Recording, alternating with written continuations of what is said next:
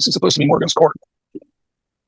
Just a bunch of people sleeping. Well,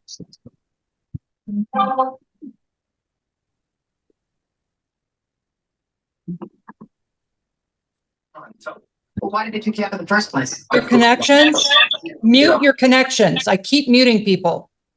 No, Please. you unmuted me. No, that was an accident. I'm sorry.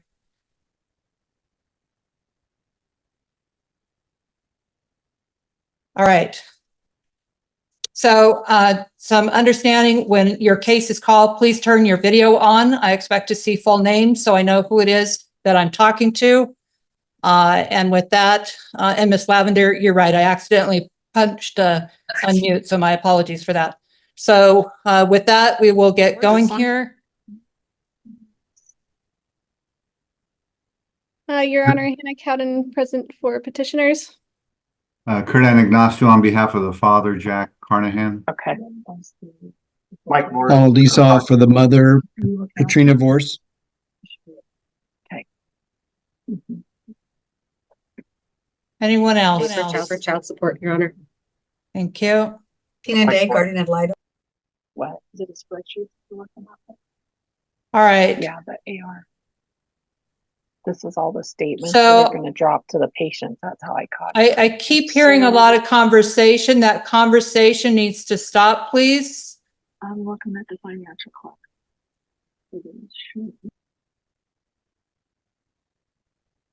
All right. So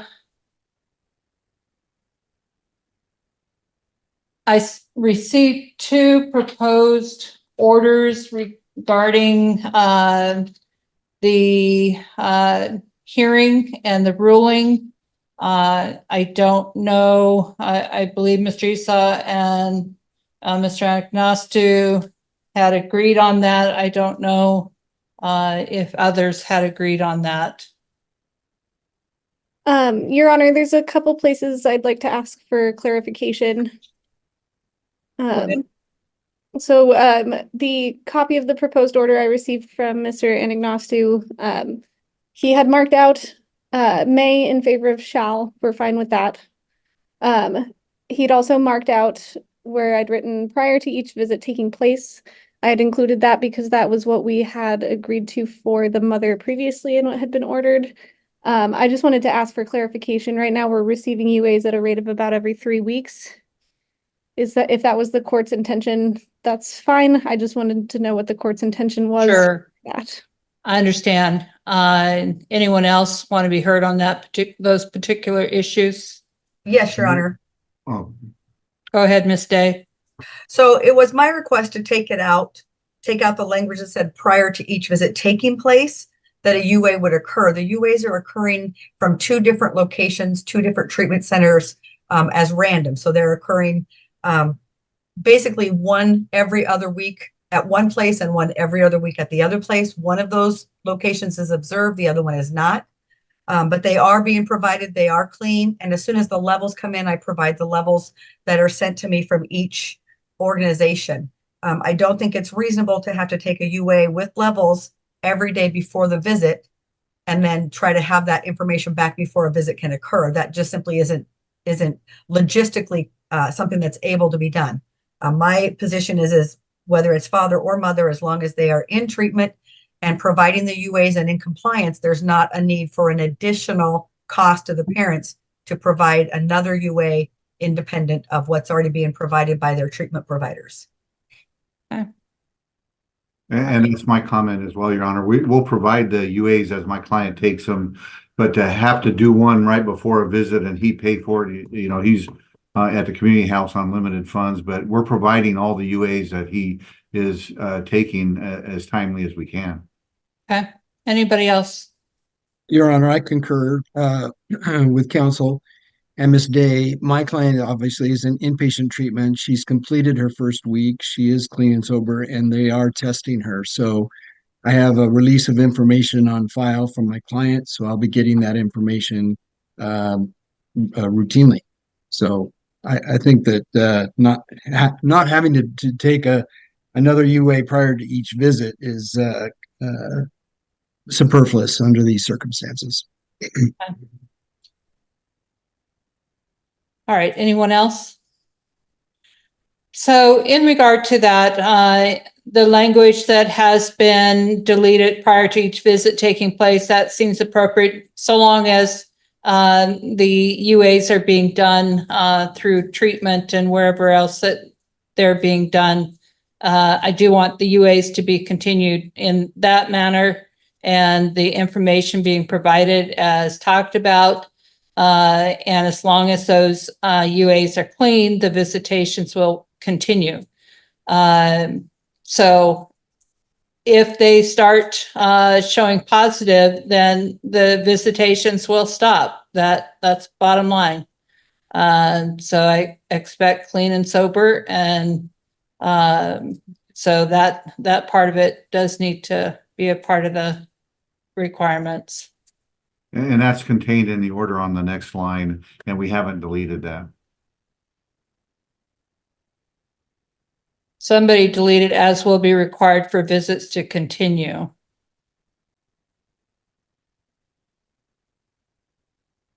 On my version, I also have this one that we. oh, yeah. I did take that language out. My concern was the requirement to do a UA before a visit and then get the information to counsel. So my understanding of the way this works is it gets terminated if he gets a UA and we turn over all the results and it shows positive. I believe, at least as I phrased it, the requirement for visits to continue was in relation to the compliance, so his being clean. Okay, so again, visitations will continue upon remaining clean. And Right. if not, needs to come back before the court. And then I had a change, Your Honor, with regards to the once a week, 2 hours per visit in a public location. This implies that during the hearing, we discussed increasing the visits as he established a relationship with his daughter, and you said we could bring that back on motion. And this order implies that we can't, that it's going to be no more than once a week, 2 hours, basically until we have our the review hearings that's currently set in like October, I believe is what we were saying.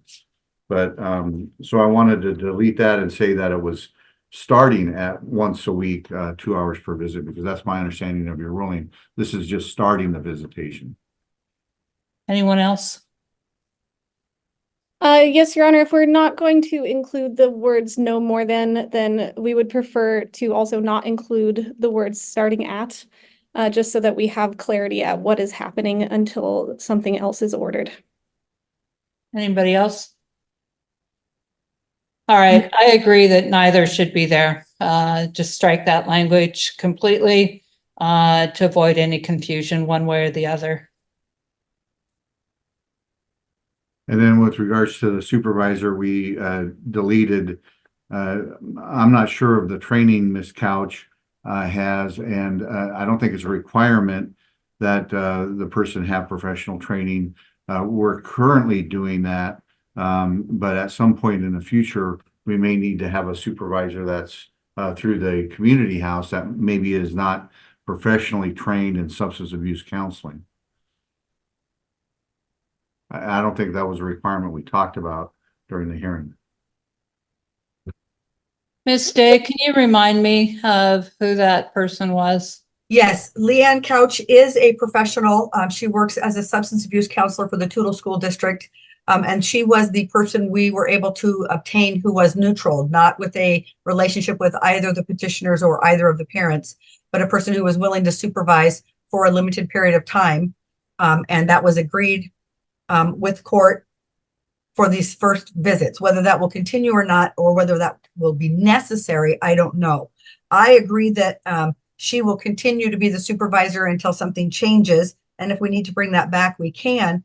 But I think it's also good to have language in there that says we could agree to another supervisor, but I don't think they should have to have that requirement. If the parent, either parent, is compliant with their treatment, then having a professional substance abuse person chosen is going to be very difficult. That's probably not something that would normally be done. And I would like to not have that kind of pigeonholed for Jessica, because that could potentially prevent the visit from occurring. Anyone else? I concur, Your Honor. Yes, Your Honor, in the minutes from our last hearing, the only supervisor that we discussed was Leanne Couch. We would like to keep Leanne Couch as the supervisor. We included this language as a way to provide some flexibility. If there is not, I mean, we would of course like to make sure that a supervisor is agreed upon, but if Leanne Couch cannot be the supervisor, we would prefer that someone who is a professional be supervising. So what I'm And going to do it.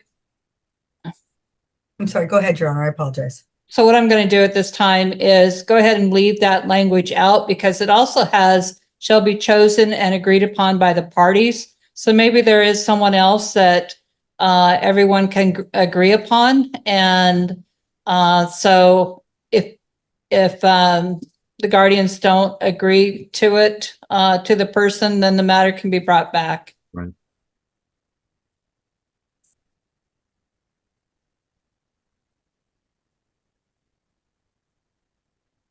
Okay, anything else? Nothing further, Your Honor. Nothing further.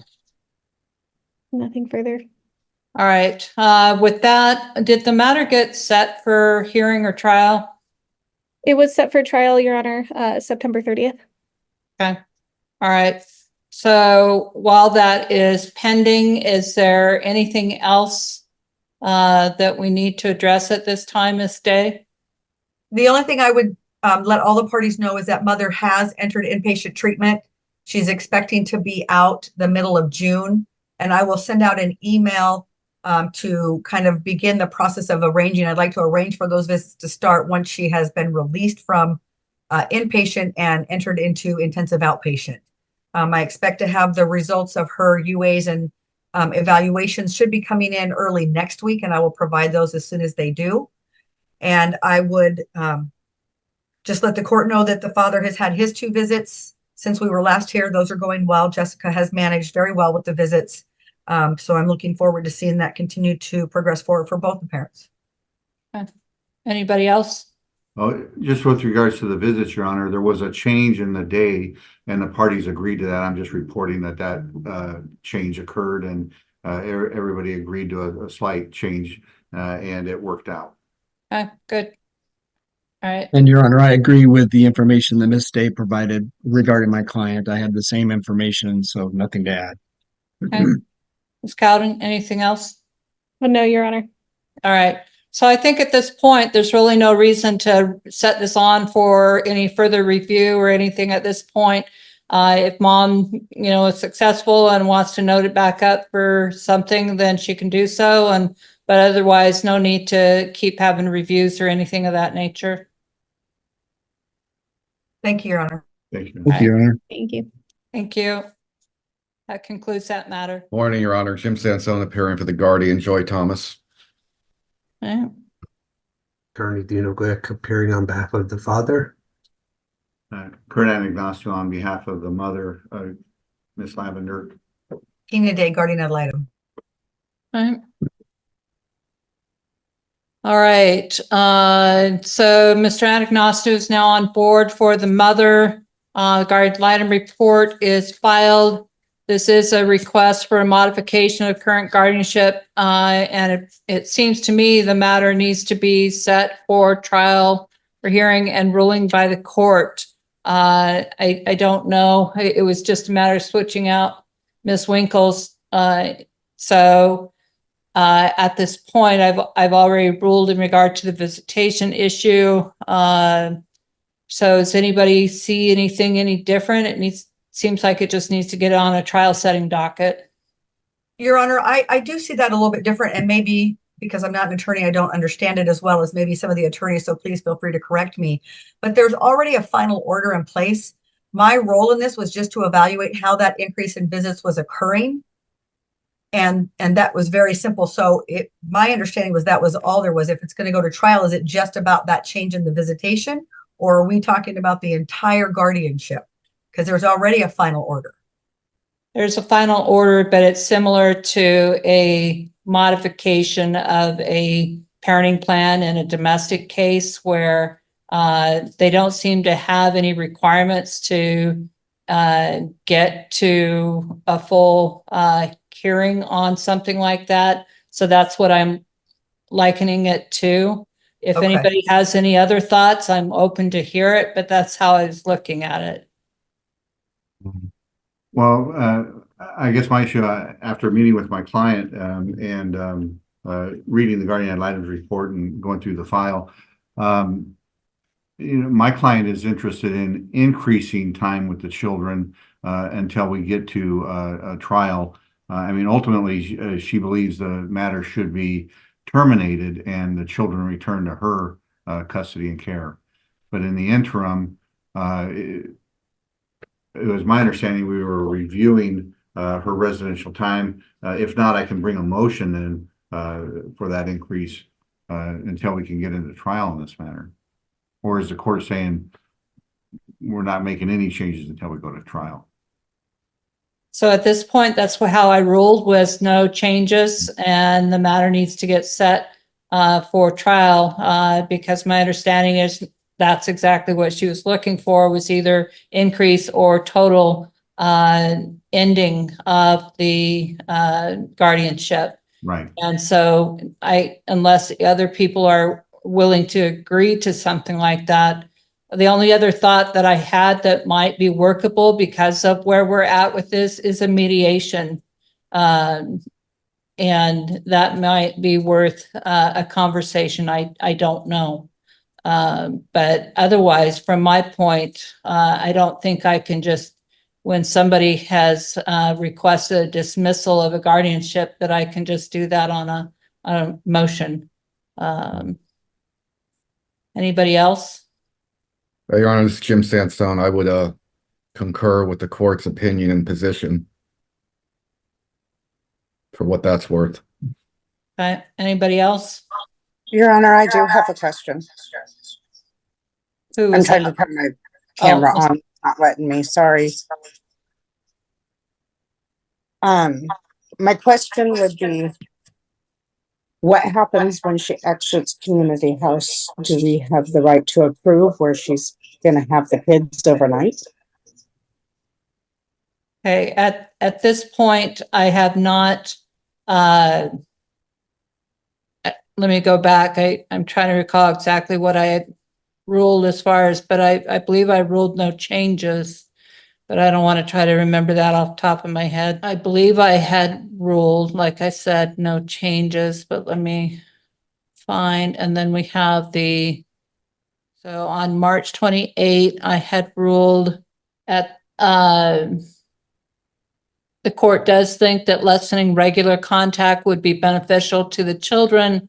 Reunification counseling would be too much at this point.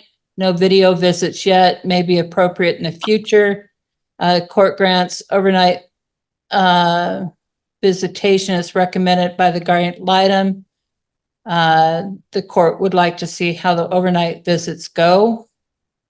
So I'm not sure where that's at this point. So my report is after that ruling, and it addresses what has occurred with the overnight visits. At that first hearing in March, we went to every other weekend with one overnight. And that those weekend visits, the overnight visits, have been very, very difficult and have deteriorated to corporal punishment and the need for additional assistance from outside professionals as well as from the petitioner and other individuals. All right, so here's what I'm looking at this point. I did read that now that you mentioned that, Ms. Day, thank you. Is in regard to that idea, similar to what I would do in a domestic case, is I look at a guardian ad litem's report as a recommendation. And so what I would want, I want things in writing.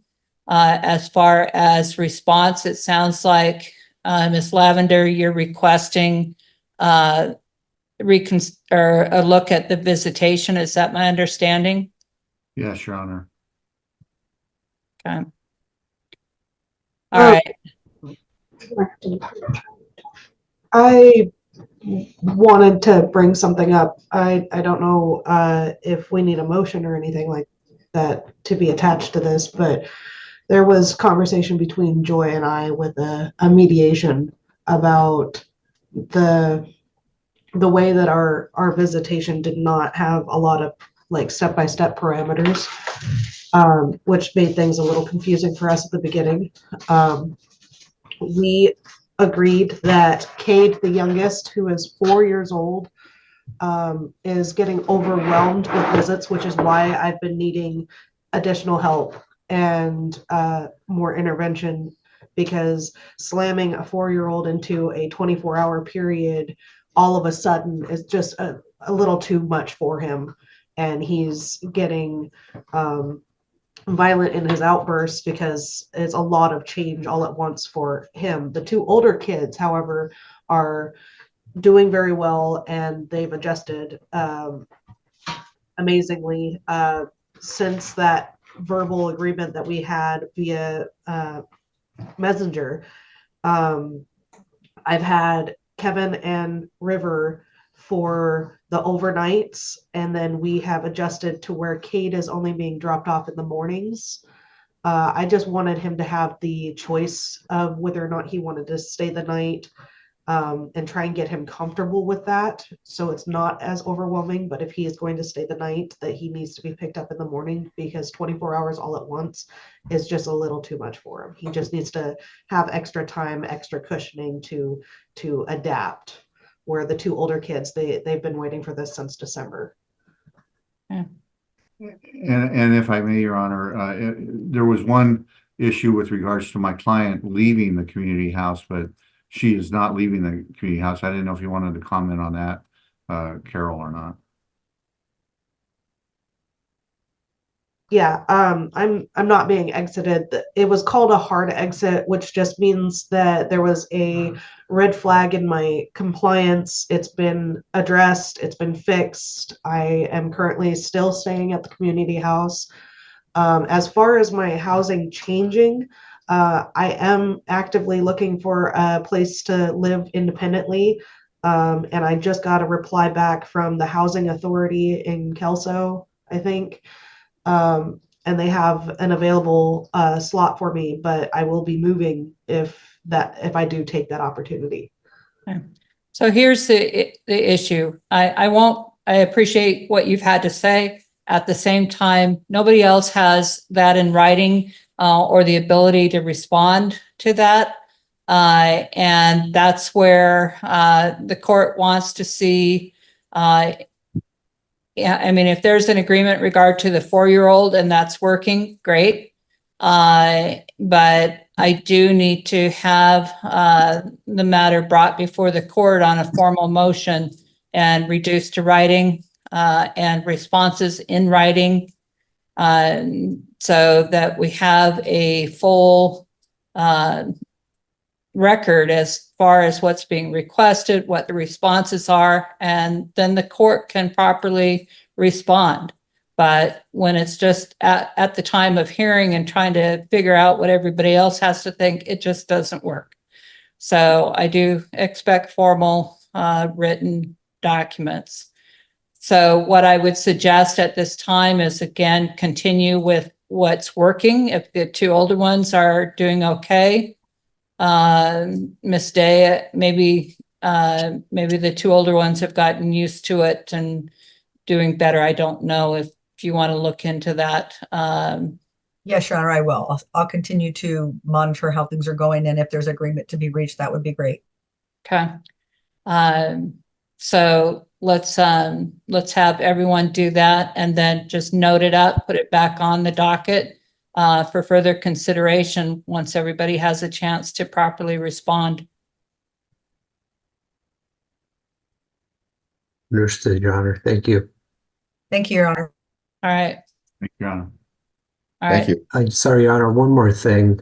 Uh-huh. I apologize before I forget. I initially, when I was appointed, I was given 15 hours on the case. I've been over that 15 hours, so I'll be requesting an additional 15 hours from the court if that is okay. So what I would suggest that you do is we have a separate sorry. Forgive me, Judge Evans. Judge Evans reviews those separately, so I'm not trying to decide what an attorney can and can't do for that attorney appearing in front of me. So you just need to bring a motion for payment of attorney's fees and extended hours and send it in ex parte. And then Judge Evans will review it and make his determination. Thank you so much. I appreciate it. All right. All right. Anything else? Nothing from our side, Your Honor. Okay. All right. Like I said, if you don't reach an agreement or can't reach an agreement, then I would suggest that the matter gets set for trial. Okay. That's it for today. Thank you. Who do I have Thank you. present on Thank this you. matter? Good morning, Your Honor. Counsel for the respondent father, Joshua Harris. Tom Lee here. Josh Harris, father. Donald Angela Brown, Esau grandma. for Alice Harris. Oh, sorry. Sorry. Go ahead. Donald Esau for Alice Harris. Sorry. All right. I think we have everyone here. Okay. All right. So let me look at something here. All right. So I did see Ms. Barr had filed the additional document. So at this point, the emergency guardianship has been established with Ms. Brown.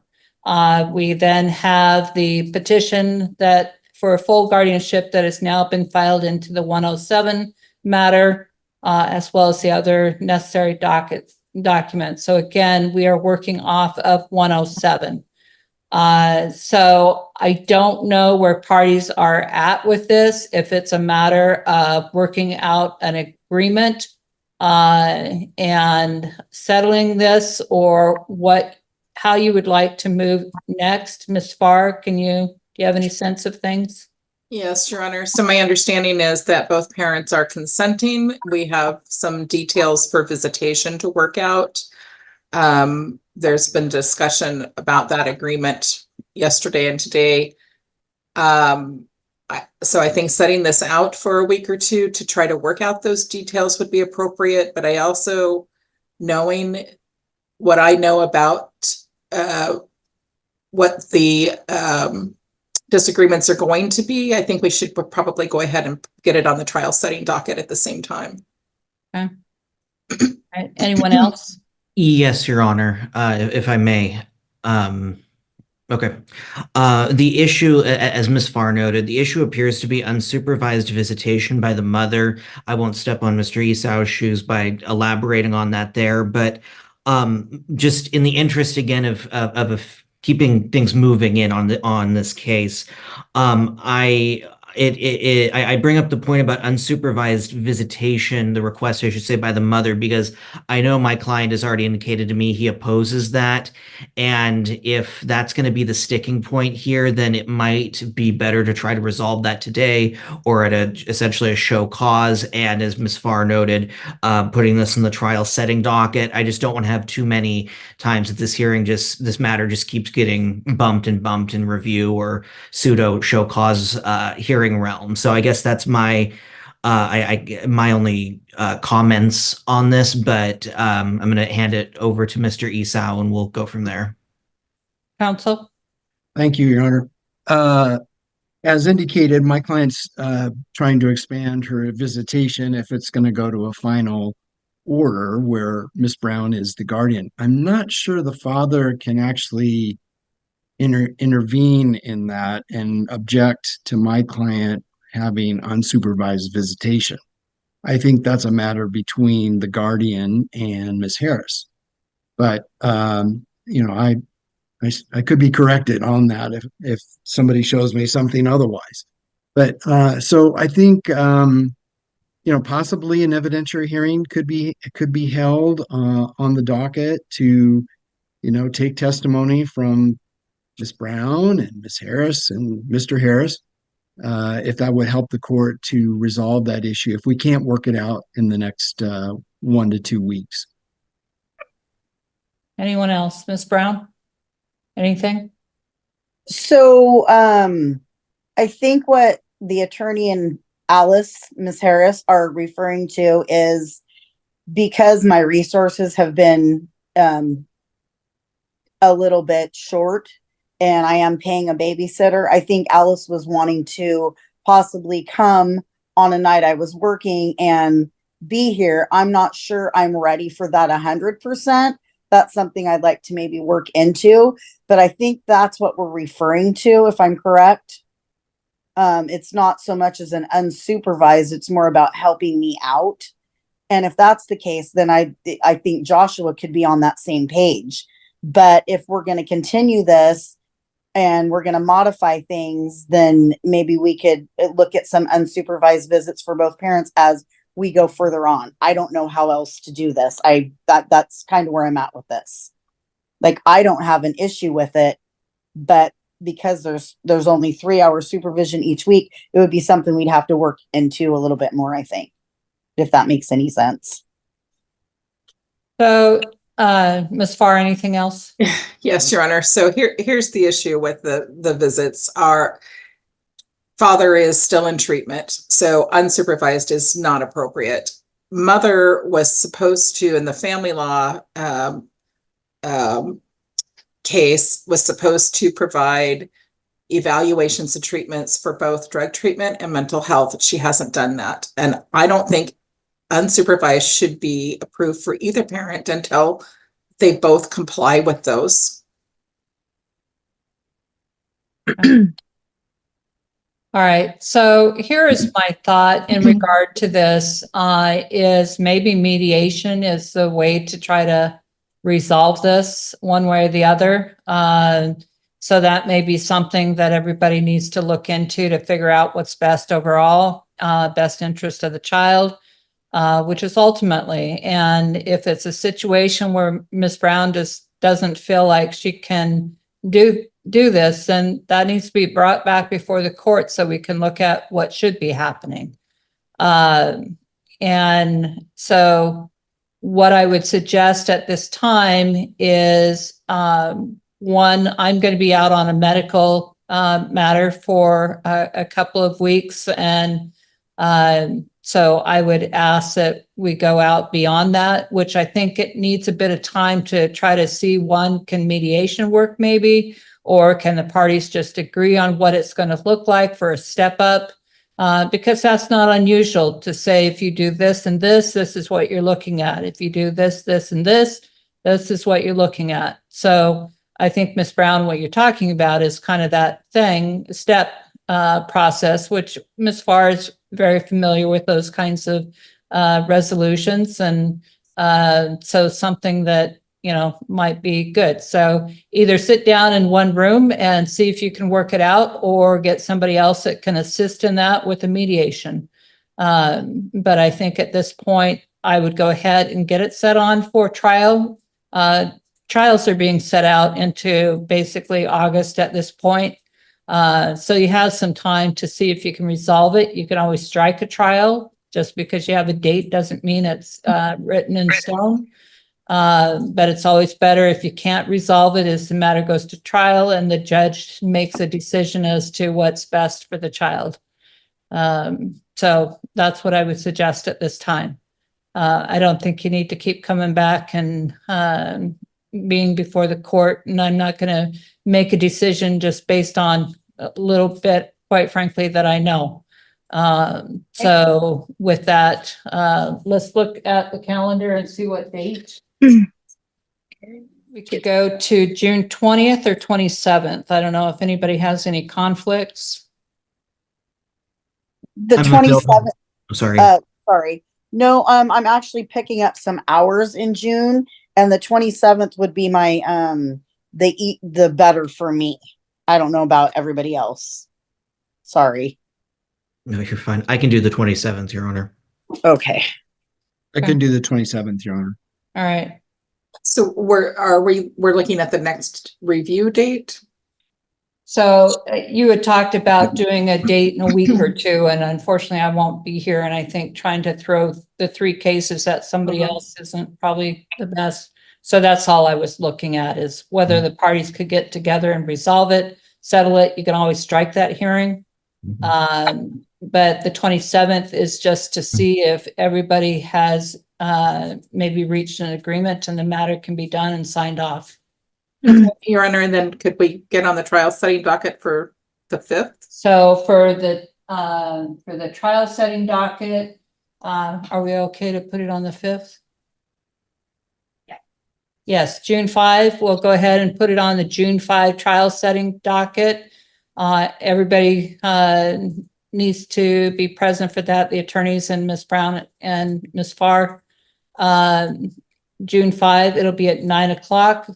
And that will be via Zoom.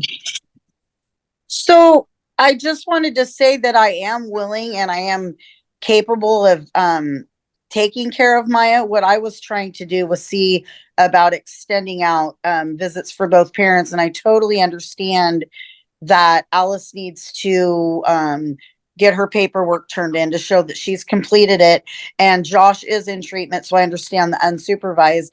But so between now and say July, did you say July 5th for the 9 a.m.? June 5th.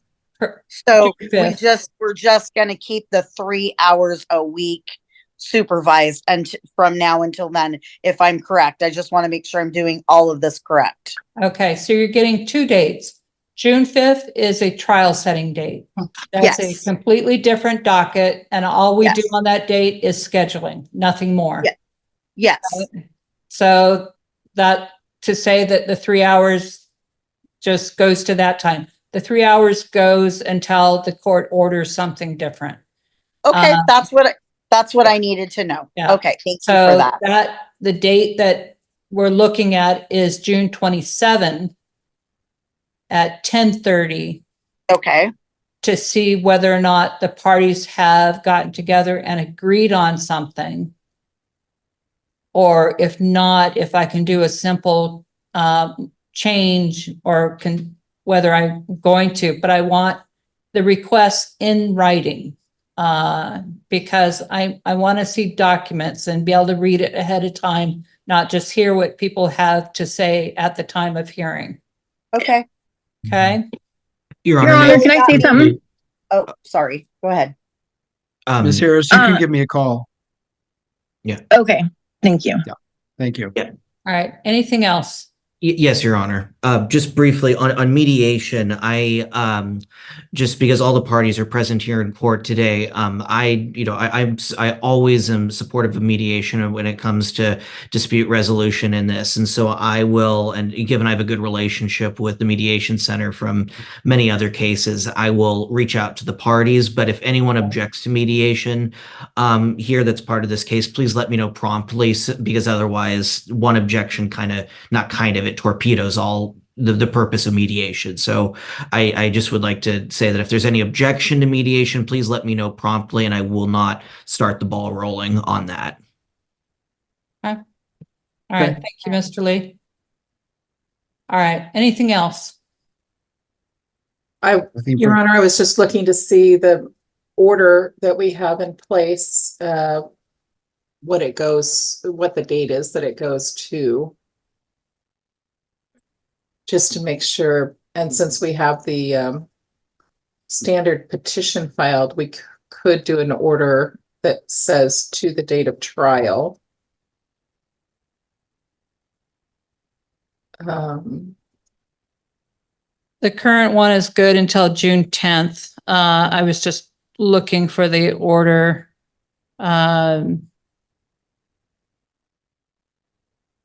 Back on April 15th, there was an order entered, and I will go ahead and do another of that order.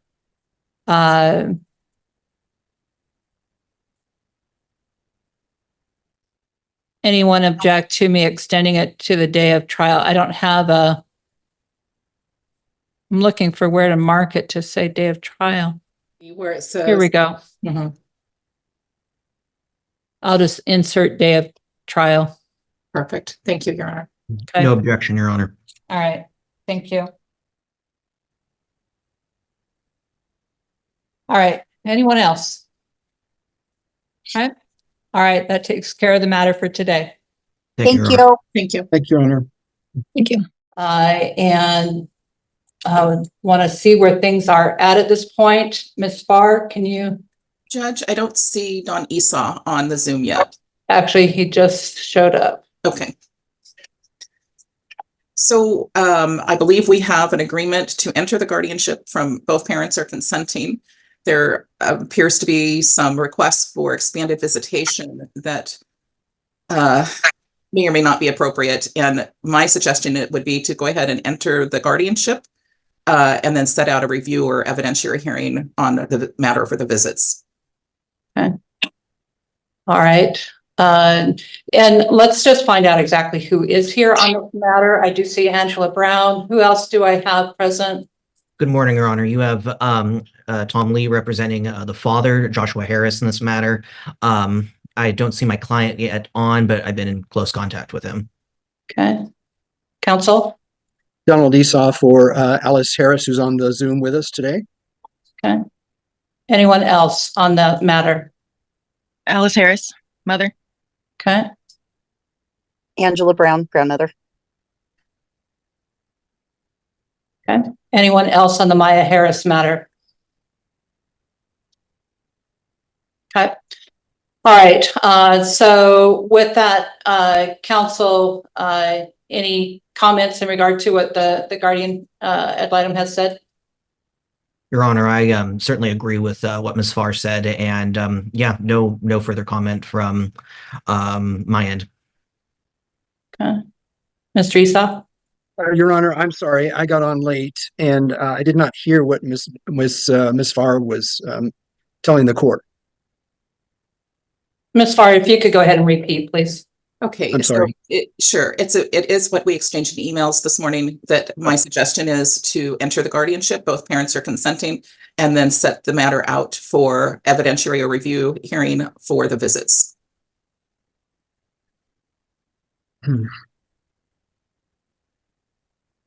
Well, Your Honor, I discussed with my client that I thought it was a good idea to set this over 2 weeks because she has the documentation or is going to get the documentation that would support her having unsupervised visits. And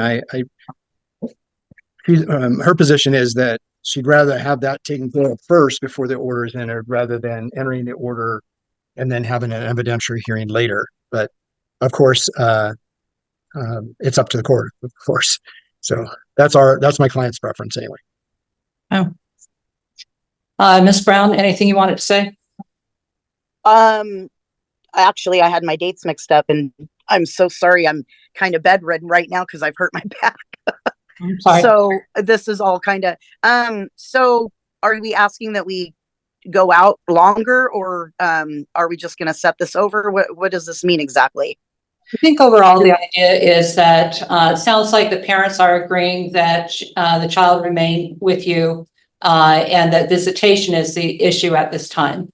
And so, and that they would have a hearing just on the visitation part of it, which Mr. Esau, that's my concern at this point is, if it can be restricted just to the visitation part of it, it makes sense to go ahead and enter and just get the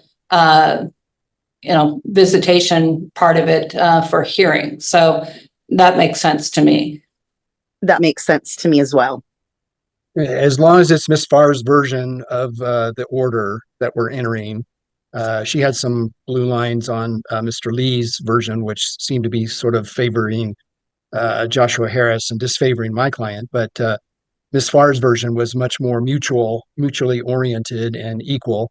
Therefore, we're in support of, if we're going to enter an order today, that it be Ms. Farr's version of the order. Okay. All right. So it sounds like things aren't quite as settled as I would like to. I'm not sure what that part really meant because I don't have any proposed orders in front of me. So it sounds like everybody really needs to just work on things more, rather than enter, I mean, I don't have any orders in front of me at the moment anyhow.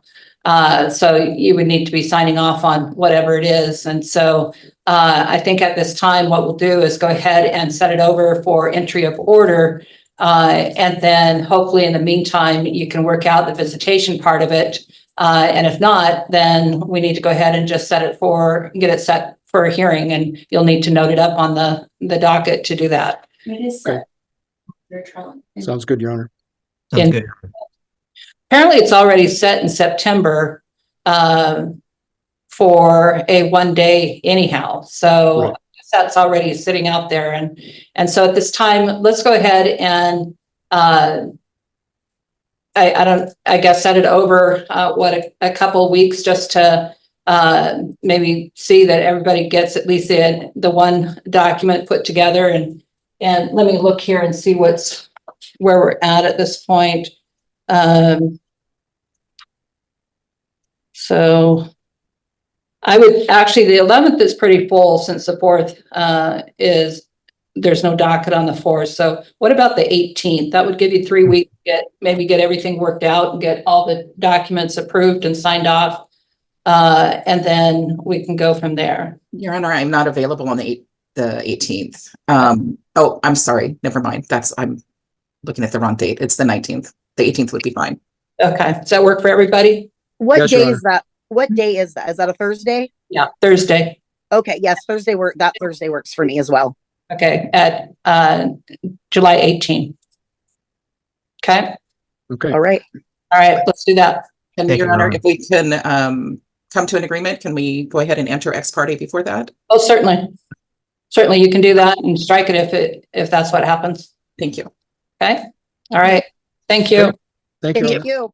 And this comes on for entry, potentially of final orders. So Mr. Lee, this comes down to you and your client, Joshua Harris. Joshua Harris is present. And whether or not you have viewed these final orders and are in agreement with them.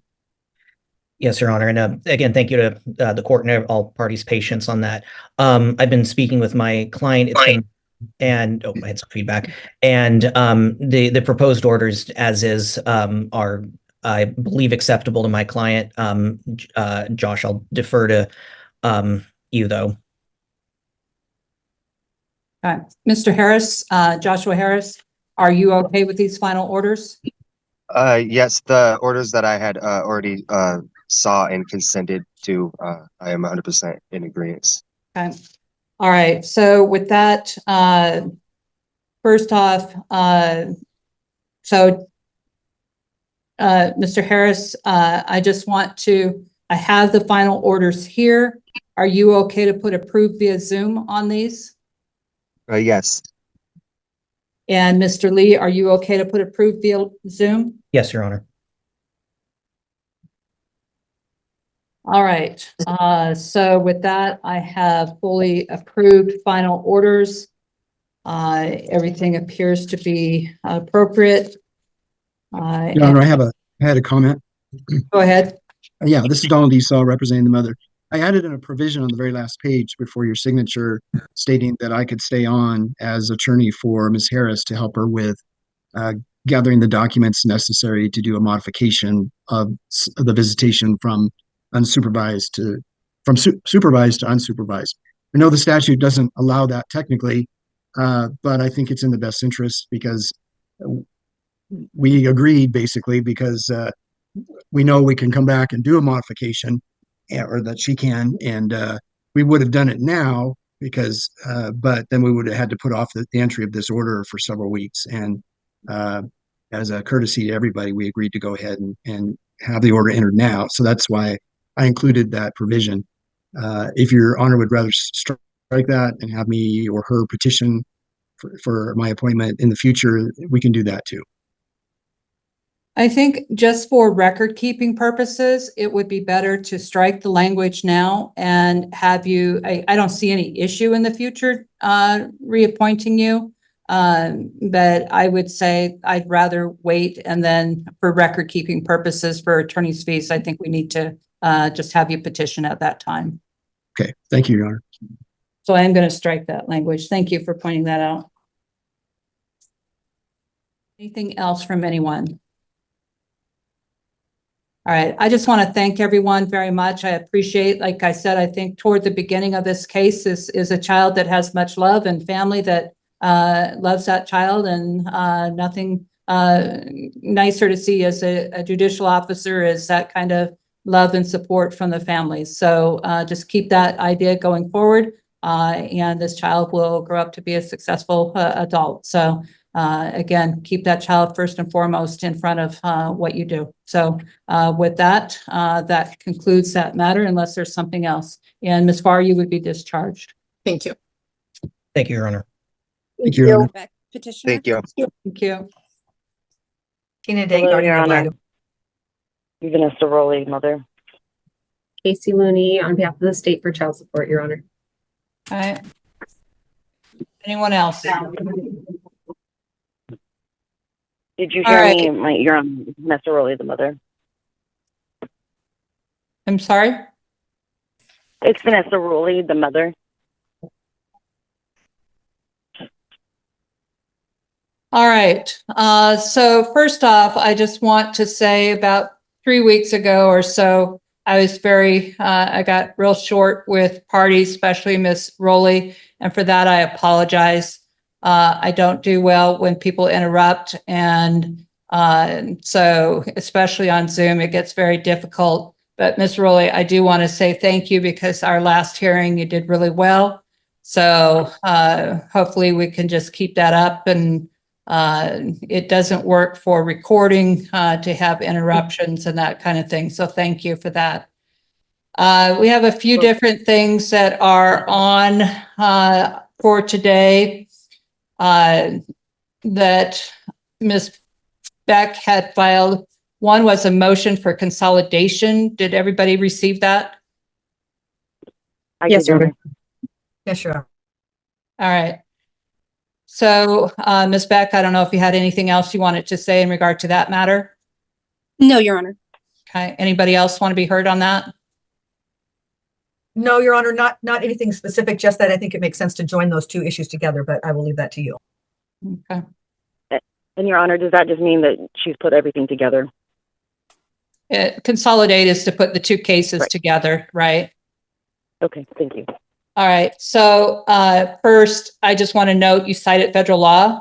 We are a state court, so we are not under the federal law, as you had stated, which is there's really a state law that also talks about it. But although the cases you are talking about are related, but not, there has already been a ruling in the protection order matter, and that recognized the minor guardianship case and deferring to it for visitation between the child and Ms. Rowley. So, and I don't even think they're totally different kinds of cases. And I understand you may not know what that means. It's obvious that they're different cases, but when it comes down to case numbers and consolidating cases and what you can do with it, it won't work. And like I said, there's already an order in that case. So, it does, like I said, refer to the minor guardianship for visitation. So in regard to that, the consolidation request is denied. The other part that was talked about were the defaults. The defaults are actually already granted. I signed those at the time. So that's not the issue. The issue is that Ms. Rowley filed a motion to set aside the default based on lack of jurisdiction of the court. As well, brought a motion to dismiss for lack of jurisdiction. So that is a very fact-based question. I do not see that either motion has been served on the other parties, which is required before the court can even consider those motions. So I do want to check to see whether or not Ms. Rowley did, as I directed, I believe it was email those to you. Did anybody receive those? Yes, Your Honor, I did receive those by email from Ms. Rowley. Okay, Ms. They Beck? did receive them as well, Your Honor. What specific documents are you referring to? It's a motion to set aside the default and a motion to dismiss for lack of jurisdiction. Yes, Your Honor, I did receive those. Okay, all right. So, So I'll just note that the parties have acknowledged that they received those motions. So the court understands that this matter has been going on, and I know that it was said at one point, I believe by Ms. Day, that the child needs some resolution. At the same time, the court needs to know it has proper jurisdiction. When I looked at the protection order, the court did find jurisdiction under that order. I don't know what all was said or done, but again, a person can bring it and it needs to be properly determined whether or not the court, as I said, has jurisdiction. For everybody to understand that it's called the Uniform Child Custody Jurisdiction Act, the UCCJEA, and I'm not saying that correctly, I'm missing a word in there. But the UCCJEA is what it's called. And there needs to be a determination under that, again, whether or not Washington has jurisdiction. As I said earlier, it's very fact-based. So the court needs to understand where this child has resided from prior, basically from birth, because the child's what, 3? Or Your Honor. 4, okay. From where the child resided prior to the filing of this matter. And because there's a protection order, I'd like to see where that one was too in relation to that case. But I need a timeline of where the child has resided, as well as the type of things such as why the child is here in Washington, because I understand mom resides in Oregon, I believe, correct, Ms. Rowley? Ms. Rowley? Yes, Your Honor, my daughter was born April of 2020. Okay, I'm not asking for all that right now, Ms. Rowley. I'm just asking, you reside currently in Oregon, correct? I'm sorry, Your Honor, yes. Okay. All right. So, so what I need is all that information reduced to writing so that the court can look at it and then decide whether or not proper jurisdiction is here in Washington. If it's not, then we probably will not be able to go forward with this case. But it's not that clear because there are different things that apply under the UCCJEA.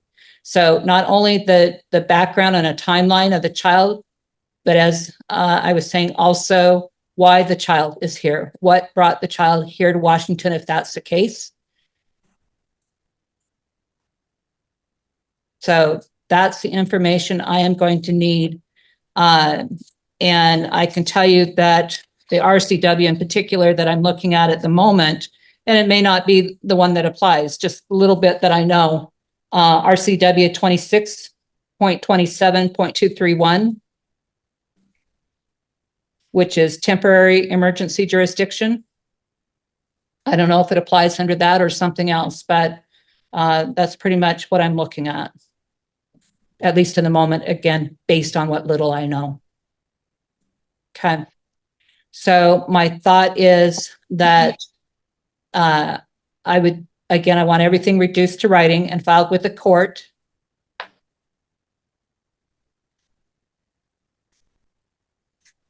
And then, as I said, I'll make a determination on that information, whether or not this court has jurisdiction. Your Honor, is there a certain, sorry. That's okay. I was just going to say, Your Honor, do you want to give dates to the parties on when that information is to be filed so that there's kind of a beginning and end date, and then you can make your ruling and we can all understand where that's going to be?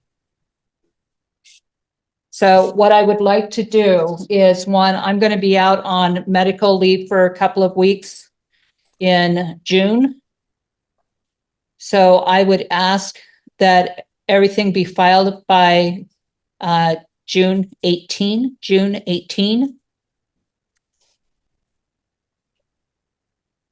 Your Honor, can I just say something real fast? Go ahead. Okay, I actually filed the objection to the minor guardianship, and as I'm seeing in here, I did put some information that you're asking for, the timeline and whatnot. So I don't know if you'll have a chance to either later today or whatnot take a look at that, but I just want to make sure that you understand I did put in there the basically the timeline that you're asking for, just so you know. And I will read the motions. It'll all be taken in together. If you want to provide more information with more detail, you can. All right. I thank you, Your Honor. So let's go ahead and, as I say, file by June 18, that information, and then we'll actually have a hearing on June 27. And Your Honor, I just want to clarify, just to make sure that I get that paper or the information, is you need a timeline of the child's life, basically, from birth until now, and the reason why the child would be in Washington. Is that correct? So, like I said, I need details about the timeline, about why the child is here, and any other information you feel is important and relevant to why this case was filed in Washington or shouldn't be filed in Washington. That's up to you to figure out what you want to add. Okay, thank you for clarifying that, Your Honor.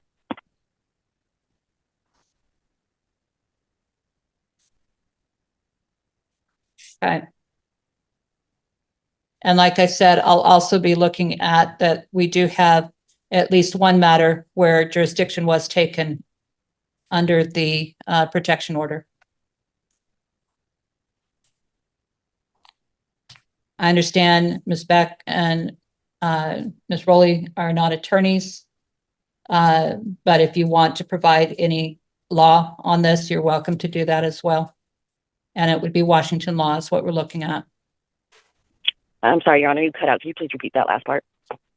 All I was saying is that if you want to provide any law to support what you have to say, feel free to do that as well.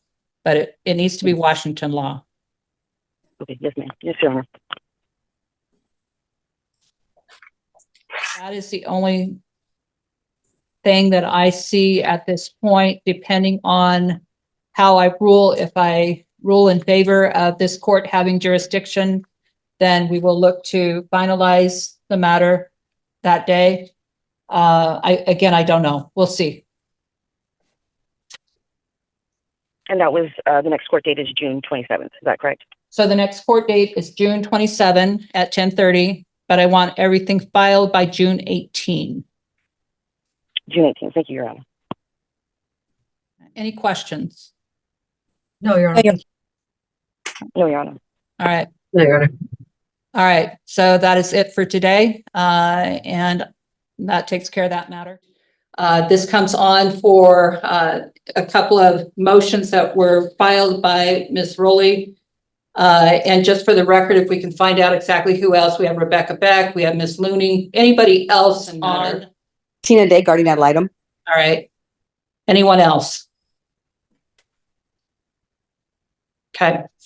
All right. So with that, I'll start with Ms. Rowley. And just for everybody's understanding, I've read through the file. I've read everything that's been presented. And so I'm looking for any additional things that, and I'm not talking about beyond what's been submitted by affidavit, but if there's anything else that you wanted to add. So Ms. Rowley, I'll start with you. Anything? Your Honor, I would just like to add in that I know that I've expressed to you before that it's been difficult for me to get up to Washington to file paperwork and whatnot. And I have reached out to the two phone numbers you gave me for assistance with an attorney, and I've not gotten very far with them. So I am doing this on my own.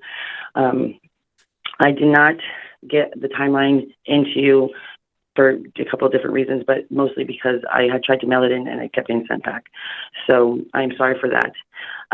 I would like to clarify, though, that I would be more than willing to, tell you a timeline or based off of Rebecca's, give you my side of it, as well as I just want to say thank you for your time, and that's about it. So I'll just go ahead and if you keep it narrow to just the timeline, I want to make sure that I've heard and seen everything. I don't know why things are getting sent back. There are rules about what can and can't be filed and what, that kind of thing. So I don't know if that's what's going on or not, but go ahead and state your timeline. Thank you, Your Honor. So I'd like to start with Morgan Joe was born on April 23rd of 2020 at the peak of COVID. And as we all know, there was a lot of issues with scheduling and getting into doctors and dentists and whatnot. And so when she was born, she got to go to a doctor visit. And from then on, she was happy and healthy. And therefore, any of the disputes with vaccinations and dentistry is basically, we had been slow played the majority of the time, and we were actually making our way to doing the dentistry. So for that, and that was right about September of 2023. And in the same month, an incident occurred, which got CPS involved. I was asked to go into detox, which I agreed to. That was October 19th of 2023. I entered detox. Morgan was left with somebody I trusted and some things that were unforeseen that I could not do anything about because I was already at the detox and was told by John Cashman that if I were to leave the detox center right then and there to go and be with my daughter, who at the time was being watched by a much older woman who was sick, leukemia, that's kind of sick. And I didn't think that that was fair. So I ended up reaching out to everybody I could. My own parents would not take my daughter until I finished detox. And I had spoken with Rebecca Beck about my previous children and the issues that I'd had with their father, and then him taking custody of them and how hard that was for me. So we kind of had bonded over that. I will say that I just lost her. I don't know if she hasn't recognized that she's no longer connected or what. yes, I am so very sorry, Your Honor. That's okay. Go ahead with what you were saying. Do you know? Could you please let me know what date? Oh, I'm so sorry.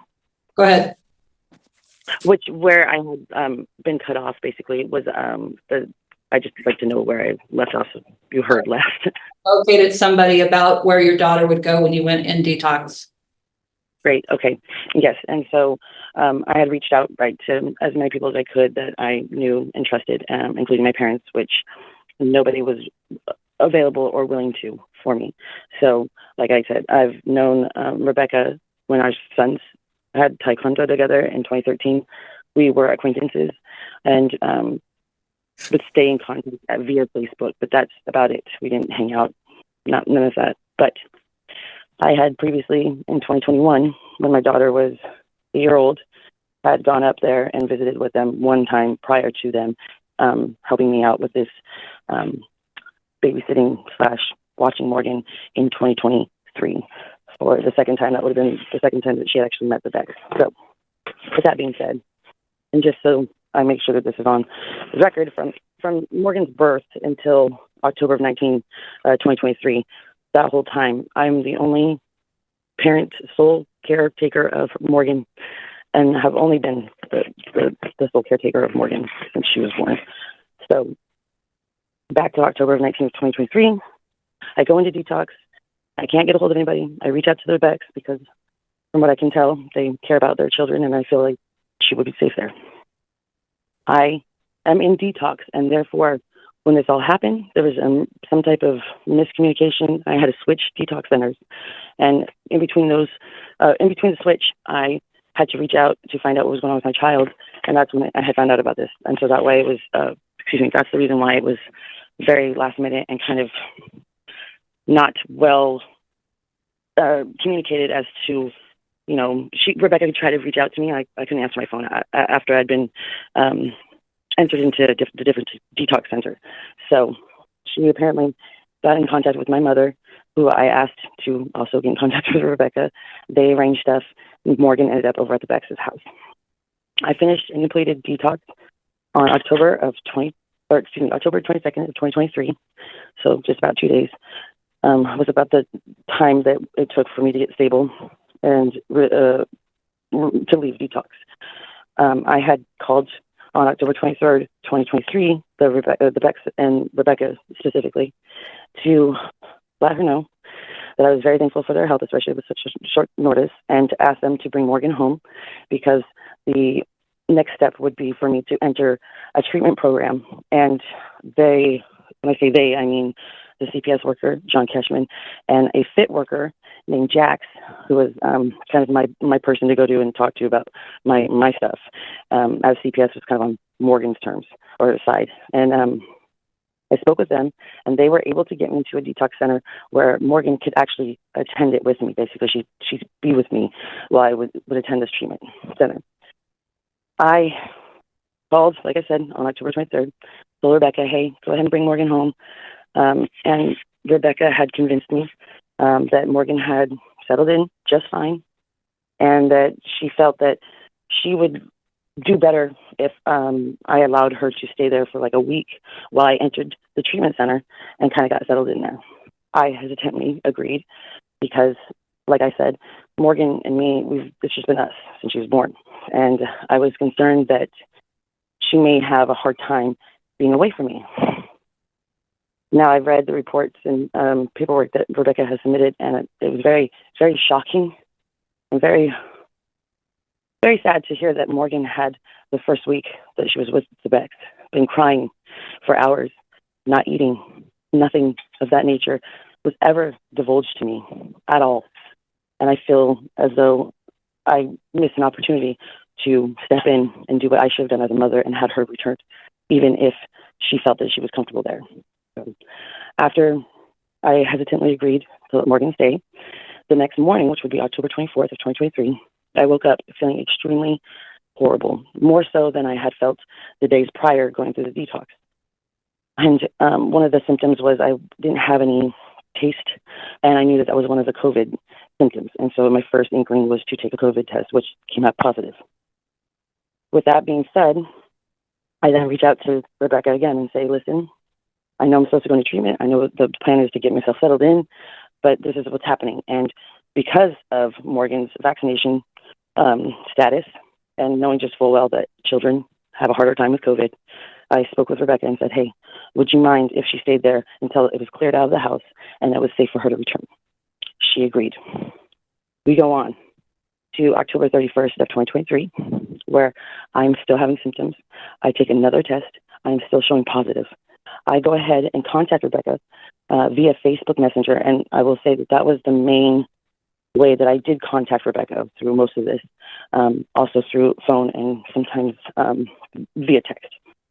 But I did reach out to her on Messenger at 9:43, letting her know that I was still sick, but that I would like to talk to Morgan and to set up a time to chat with her.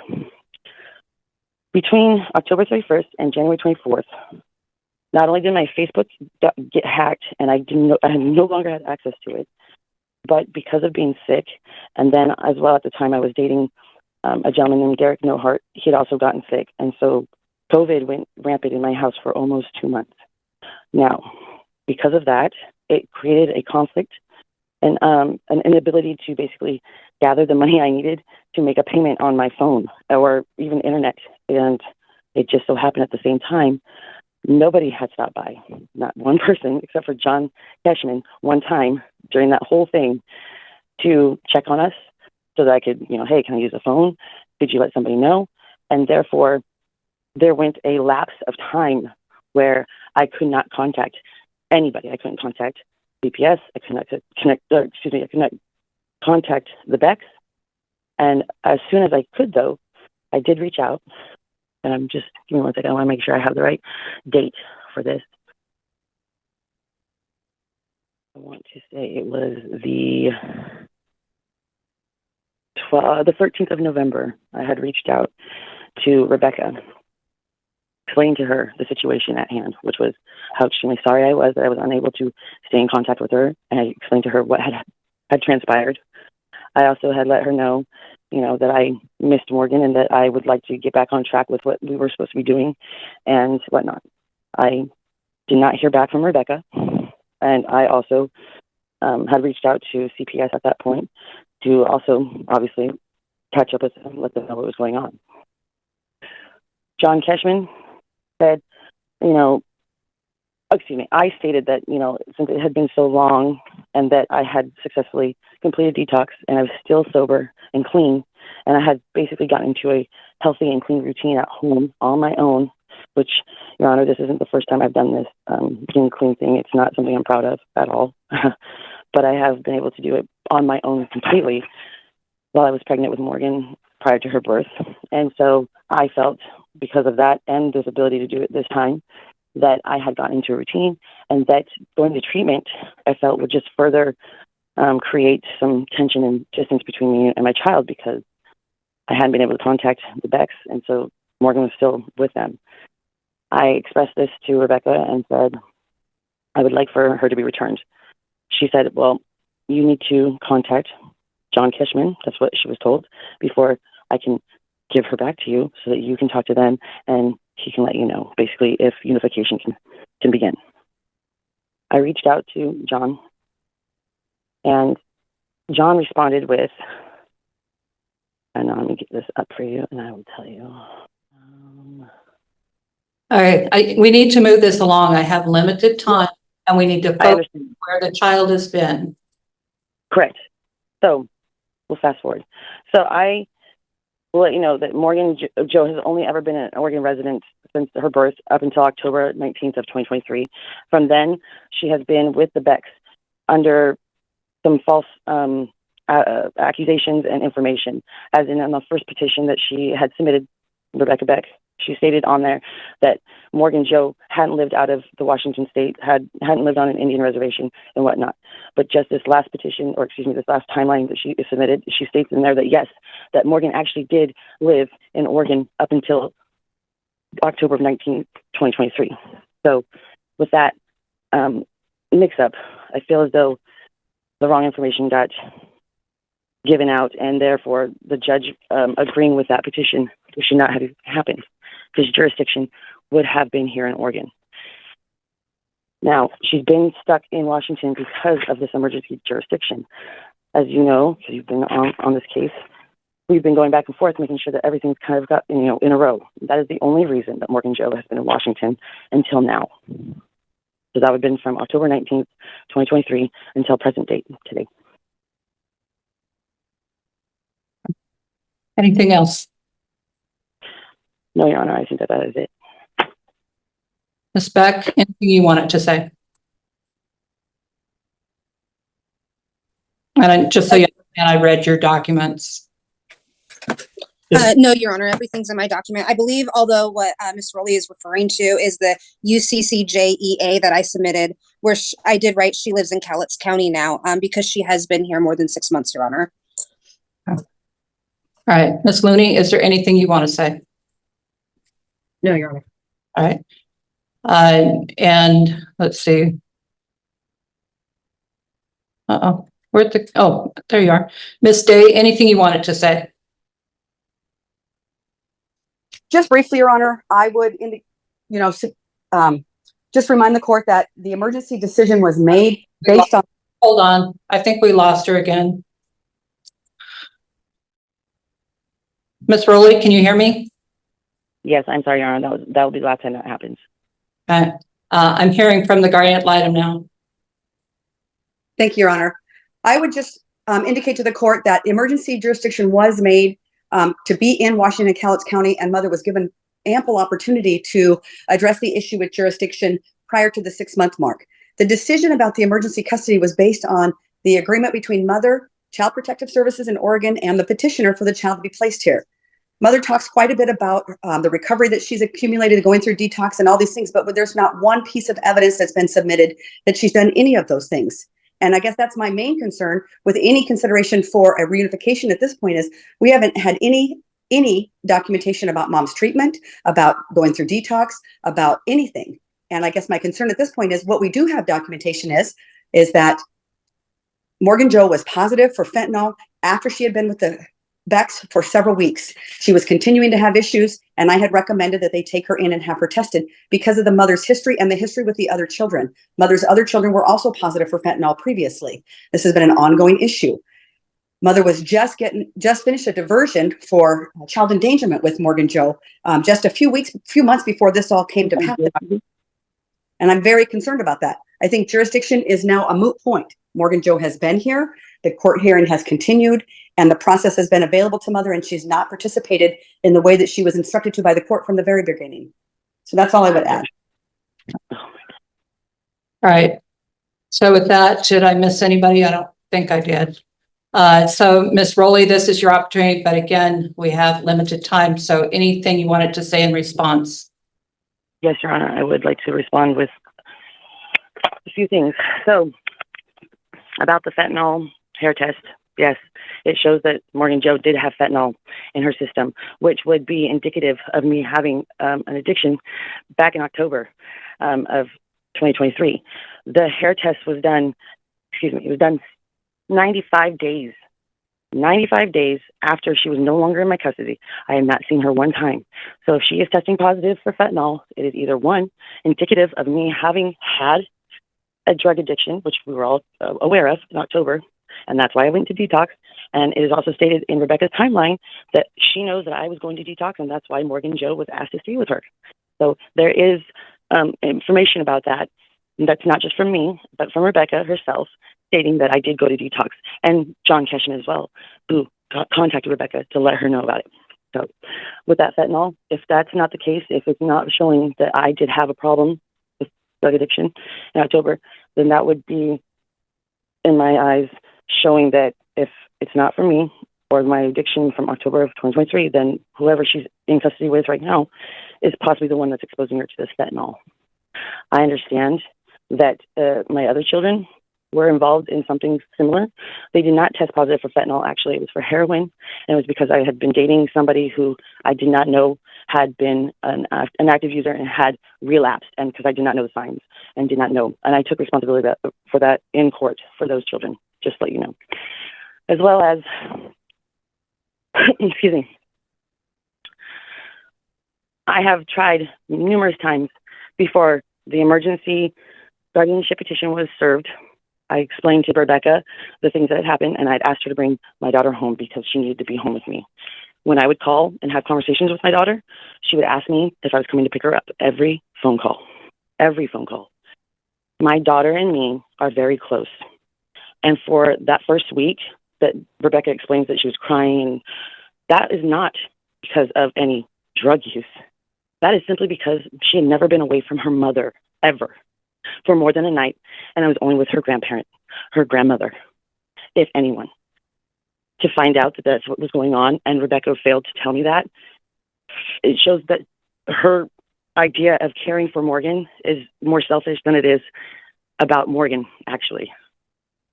The whole idea of Morgan calling Rebecca mom and her husband Scott dad, and them not correcting her, has me feeling as though this was never going to be about Morgan Joe getting back to me. They said that there's a community and that they were there supporting me, yet they never called or tried to reach out to me about my sobriety, about how I was doing and what was going on in my life. Now, the one time that they asked about the guardianship prior to actually serving me with an emergency guardianship, I explained to Rebecca, I am sober. I understand your concerns, but I have only ever been the sole caretaker of Morgan, and we have a way of being able to understand each other and take care of each other in the sense of, I'm mother, I take care of her, and she is a very smart girl, and she's very receptive to changes as well. So I decided to go into detox to get better for her so that this would not be ever again an issue. There's relapses for life, that's what they say, but this whole thing has really opened my eyes. And if there's one thing that I can tell you is that that's never going to be another issue ever again. This has really caused me to step back and realize that there's nothing more important at all than my daughter. And in fact, with being sober and being able to try and do this with Morgan, I've also been able to start doing things and reaching out to my other children as well.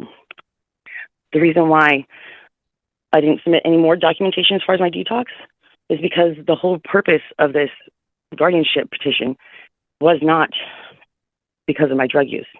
It was because of an incident that happened in September with my brother, where he had attacked me and I defended myself. And my daughter just so happened to be in the household, not outside, didn't see anything, but because she was in the household, CPS wasn't involved. So when I was given a chance, I did go in UA. They found out I was using drugs. I said, this is a blessing in disguise.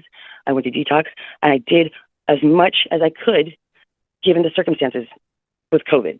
And I will say the the treatment center, they wouldn't house me until I was negative and not showing any symptoms, which didn't happen until November, 14th or 13th, 2023. So I just want to let you know with that. That's basically what's happening here is that I've been trying to explain. I went to detox. Rebecca knew that. That's what I was there for. I got out of detox. I needed my daughter to come home for treatment. I got sick. And now we're here because of lack of communication. She says, I abandoned Morgan, and yet somehow, without my knowledge, I'm being placed in a agreement with John Kishman, Rebecca Beck, and myself saying that I agreed to letting her stay there through treatment. And that's not the case at all. She was supposed to go to treatment with me. I believe that that's all I can say about that, Your Honor. All right. Anything further from anyone? All right. No, Your Honor. So I have reviewed the files and record and have heard from the mother primarily today in regard to what she was wanting to the court to consider. There are three matters really that are before the court today. There is a motion for to set aside the default based on lack of jurisdiction, and its own motion for lack of jurisdiction. That again, based on the files and record, there is no known legal action currently in the state of Oregon or any other state regarding the minor child. Therefore, there is no other court for this court to communicate with under the UCCJEA on the issue of jurisdiction. There's currently a protection order in place naming the minor child and the guardian, Ms. Rebecca Beck, as protected parties, and the mother, Vanessa Amroli, as a restrained person by such protection order entered on March 12, 2024. In the protection order, Judge Michael Evans found regarding the minor child that the court had exclusive continuing jurisdiction, as well as the restrained person represents a credible threat to the physical safety of the protected person, and the court granted the guardian, in this case, Ms. Rebecca Beck, the temporary care control. No, I'm making my ruling now. And control the minor child Morgan. All of these findings have occurred after the taking of testimony. Even if the court in the restraining order matter had not found jurisdiction of the minor child and the court was focused strictly on the matter of the minor guardianship, the court would look to RCW 26.27.231. That is the statute that covers temporary emergency jurisdiction. Under one of that statute, a court of the state has temporary emergency jurisdiction if the child is present in the state and the child has been abandoned, or it is necessary in an emergency to protect the child because the child or sibling or parent to the child is subjected to or threatened with abuse. 2, if there is no previous child custody determination that is entitled to be enforced under this chapter and a child custody proceeding has not been commenced in a court of a state having jurisdiction under RCW 26.27.201 through 26.27.221, a child custody determination made under this section remains in effect until an order is obtained from a court of a state having jurisdiction under RCW 26.27.201 through 26.27.221. If a child custody proceeding has not been or is not commenced in a court of a state having jurisdiction under RCW 26.27.201 through 26.27.221, a child custody determination made under this section becomes the final determination. If it is so provides and the state becomes a home state of the child.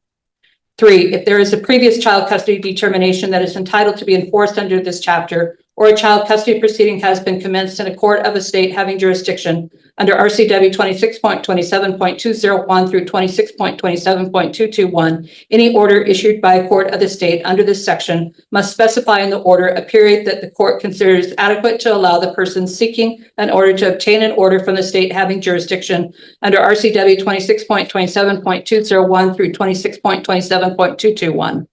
The order issued in the state remains in effect until an order is obtained from the other state within the period specified or the period expires. 4, a court of the state state that has been asked to make a child custody determination under this section upon being informed that a child custody proceeding has been commenced in or a child custody determination has been made by a court of a state having jurisdiction under RCW 26.27.201 through 26.27.221 shall immediately communicate with the other court.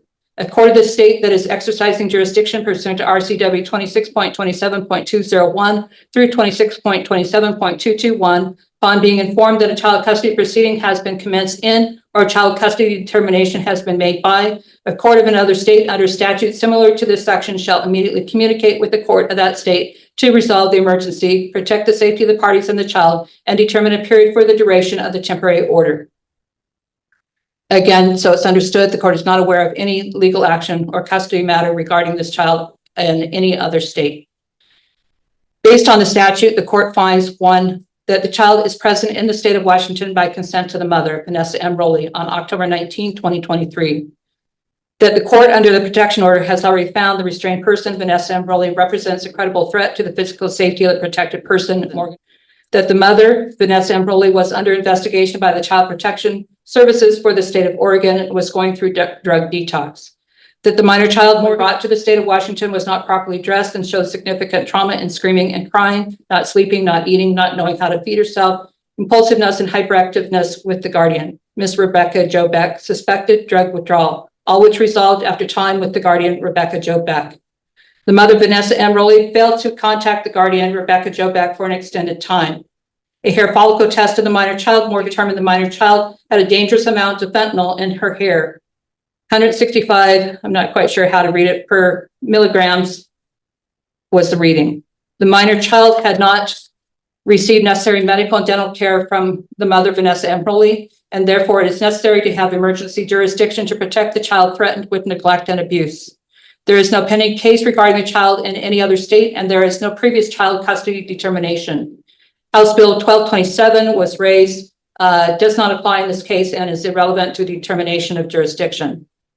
Therefore, the court orders as follows. 1, this court properly has this case before it under RCW 26.27.231, and this court has temporary emergency jurisdiction under that statute.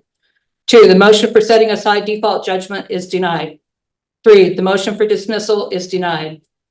4, the order on motion for default of Vanessa Mary Rowley stands and final orders may be entered. 5, the mother, Vanessa Mary Rowley, has until August 1, 2024 to commence a child custody proceeding in the state of Oregon with proper notice to the guardian, Ms. Rebecca Jo Beck, and this court.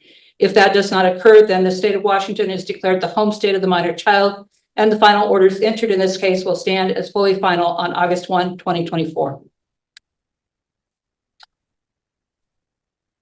Thank you, Your Honor. Will you be providing that ruling in written form for the parties? Yes, I will be filing an order. Thank you, Your Honor. Ruling, I should say. So with that, that brings us, since the default stand, I have the minor guardianship findings in order. I don't know if the state has an opportunity to review those. I have, Your Honor. We would be asking for changes to sections 13 and 22 regarding child support. Section 13 on the findings and order on page 8. We would ask that it be checked that the court is ordering child support in accordance with section 22. Are we talking about the child support, health insurance, and taxes should be ordered as described in section 22 below? Yes, Your Honor. All right. And then in regard to section 22? The state would be asking that it be marked that the court is signing a child support order today. We do have proposed orders before the court. We would ask that health insurance would also be marked that it's ordered as listed in the child support order. Our order does state that taxes do not apply. That's our standard default, but if Ms. Beck wanted to address that, we could do that today. We would not, the state would not have a position regarding who can claim the child on taxes. Yes, I would like to claim her on taxes. Okay. And then just so you know, I had gone through these papers just to see what was here. Under paragraph 23, I also marked no one requests a protection order in this case. And I also marked any order about the protection order is filed in a separate case, given that there is a protection order in the other case.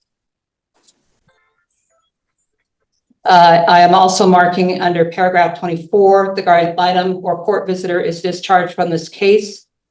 And under paragraph 25, the children had no legal fees. Or I think that was actually already marked. Your Honor, I'll be submitting a motion in order for fees. They are, I think, in slight excess of what is allowed based on the extensive action required in this case. Okay. Also on page 5, I'm going to find the temporary emergency jurisdiction and reference my ruling. So that will be changed as well.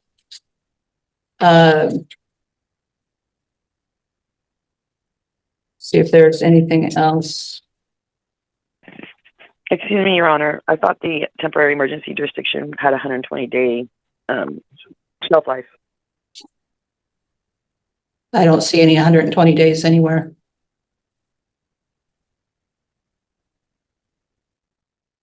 All right, so with that, I need to know on the minor guardianship findings and order. Does the state usually sign off on those, or? No, Your Honor. We just generally would ask for the sections about child support be filled out as I've asked, and then we submit our proposed child support orders. Okay. Excuse me, Your Honor. I'm just curious. If I've got until August 1st of 2024 to make sure that there's a custody order in her actual home state, shouldn't we put off all that till after the 1st, since I have the opportunity to possibly go and do that and change the home state? So if there's something that this matter's been pending since 2023, so I'm entering final orders. As far as the date, and I don't see anything. The court's finding that until August 1 is reasonable, given the length of time this matter's been pending and no action was taken. And I don't see where you're even referencing 120 days. I have no clue what you're talking about there. But as far as there's nothing that stops you to come back in, but I'm signing off on this paperwork today and I have my ruling as it is. If you want me to reconsider something, then submit what you want to have reconsidered. But today I'm signing off on this paperwork.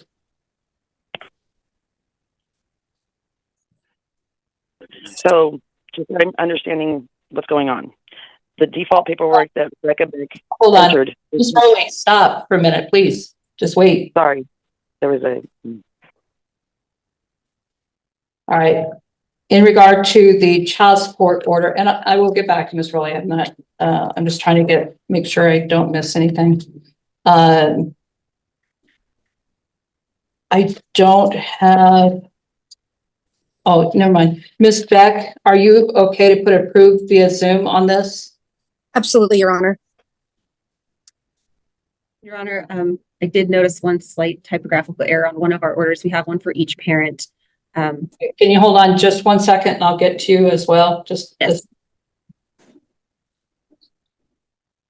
All right, Ms. Looney, you said there's a typo. Yes, Your Honor. It's just on the order for mother. There is on section 23 a box for the judgment amount. It just inadvertently has the father's name rather than the mother's name there. So we just ask if Your Honor could interlineate that say Vanessa Rowley rather than Chad Wilson. We're not asking to change any amounts or anything else in the order. Okay. Thank you. All right. So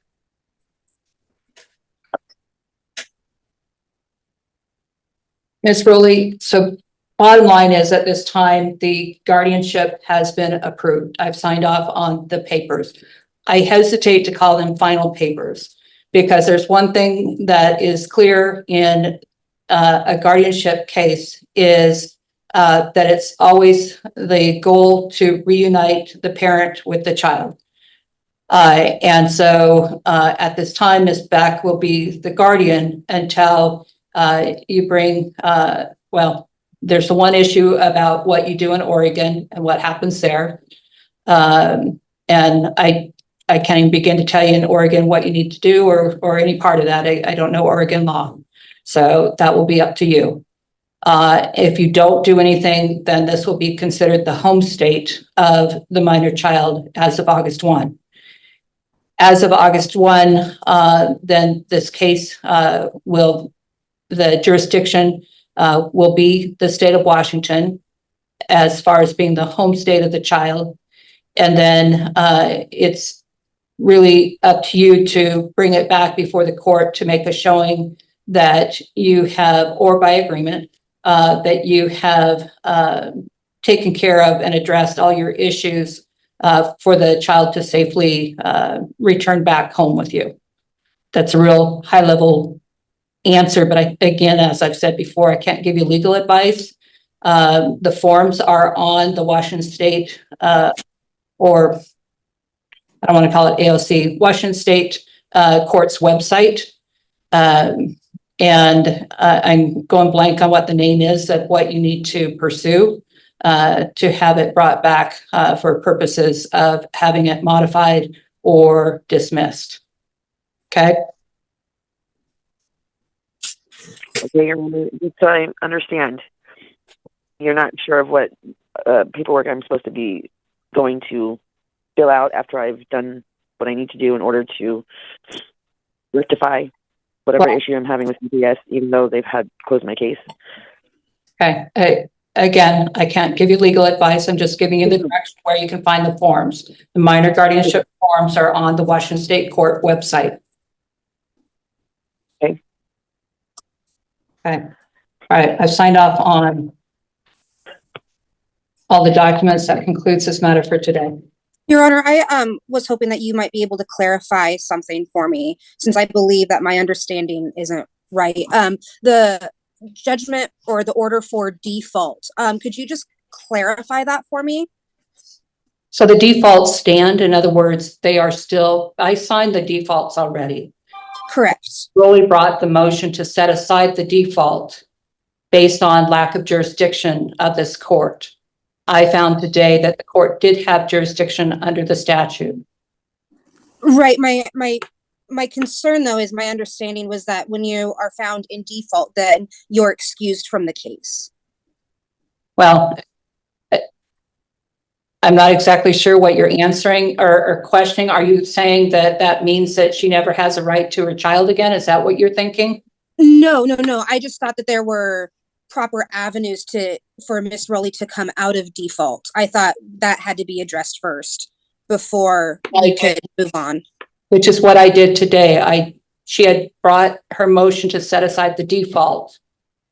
And so okay, I understand. So she still has a right in the future to petition to modify this, how things are set up in this guardianship, modify or dismiss upon a showing that she is in a place where she can safely parent her child. Okay, correct. Okay, thank you, Your Honor. I appreciate it. They're on the Washington State Court website, so minor guardianship dockets. Okay. Thank you, Your Honor. Ms. Rowley, did that make sense? Yes, Your Honor. All right. So I ruled as I did, but one of the things that doesn't get understood a lot of time in the guardianships, and I've said it already today, Ms. Rowley, this does not mean you have that your rights were terminated. Your rights were not terminated, okay? You have rights as far as coming back and making a request to either modify or terminate this guardianship. But procedurally, I went to where I was today based on the statutes and the jurisdiction. So I do not want you to think in any way that your rights have been terminated, because they have not, okay? Sure. And the goal is always to reunite the child with the family or the parent or parents or whatever it may be. So, just want to make sure you understand that, okay? Yes, Your Honor. All right. All right, that's it for today.